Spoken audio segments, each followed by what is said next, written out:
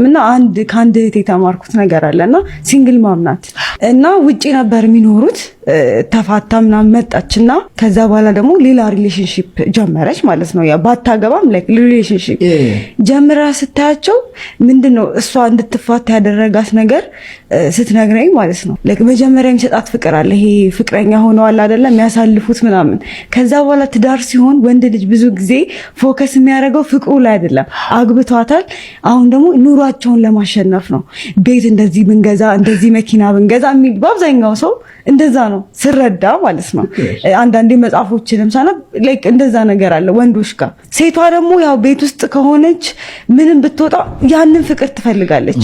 ይሄ በፊልም የምታየው ነገር አለ ምናምንና ያ ነገር ተጽዕኖ አሳድሮባት ኦኬ ፍቅሩ ለካ ቀንሶ ነው ደክሞት መጥቶ ምናምን እንትን ሲል ሌላ ጊዜ በደንብ የሚስማት ከሆነ ወይ የሚንከባከባት ከሆነ ያ ነገር ይቀንሳል። ምክንያቱም እሱ ምንድነው ለነሱ የሆነ ነገር እየገነባ ነው እና ያ እሷ ፍቅር የቀነሰባት ይመስላትና ወጣች ማለት ነው። የቀነሰባት መስላት ጥላ ሄደች ማለት ነው። ከዛ ሌላም ወንድ እንደዚህ ተጠግታ ስታይ ተመሳሳይ ነው እና ምን አረገች? ተጸጸተች።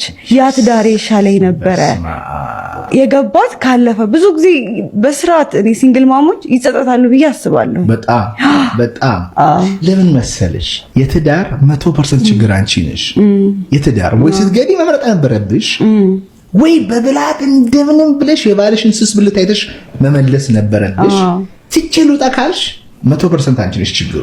አይ ሁሉም ሰው ላይ ማተኮር ይወዳል። በቃ አንተ ወጥቼ አሁን ተጣልታችሁ ቴራፒስት